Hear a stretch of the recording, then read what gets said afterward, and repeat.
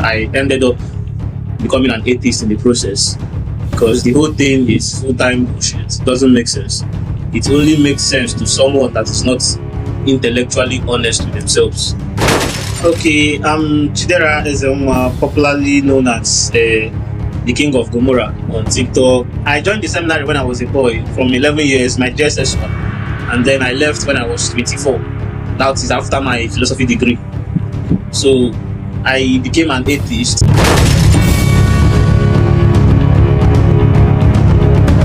Do you think there is a kind of abuse in the seminary school after concluding what you were saying? Okay, back to what I was saying before. The thing there is that, like I said, along the line there were so many questions, and these questions in my mind, they couldn't just be answered. I asked and I asked, they couldn't just be answered. The priest couldn't answer my questions. Then it was clearly obvious to me, because I'm not a baby. I know the game they are playing. I know what they are doing.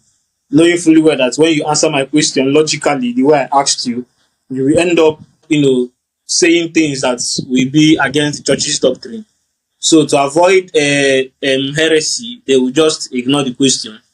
Some will just look at me. Like one priest, I asked a question and he looked at me, didn't say a word, closed his book and left the class.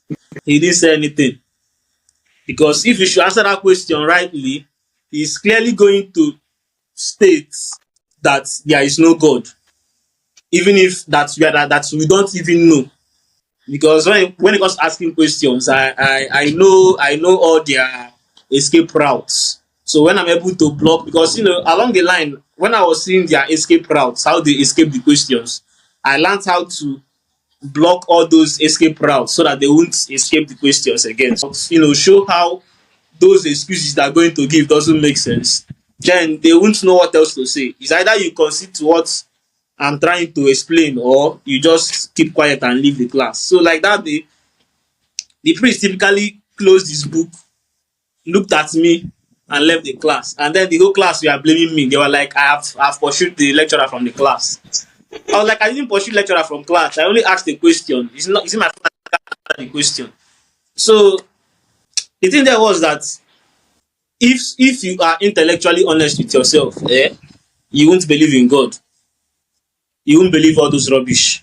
Because there are so many questions. For example, Christians that are praying, if God has a plan for you, and if everything happens according to God's will, why are you praying?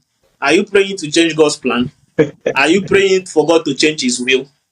So whether you pray or not, what will happen will still happen. There's already Besides, predestination. when you pray and it happens, you will say it is God. You will say it's the will of God.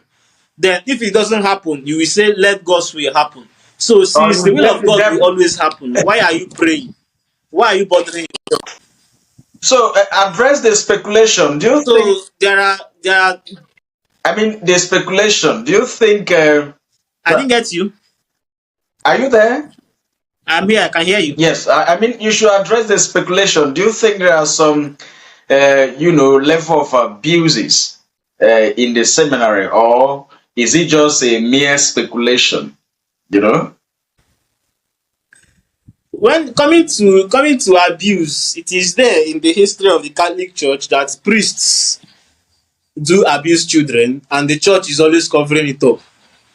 So if it is there in the history of the church that there have been series of abuses from priests to young boys, priests to young girls, do you now think the seminary will be clear of it?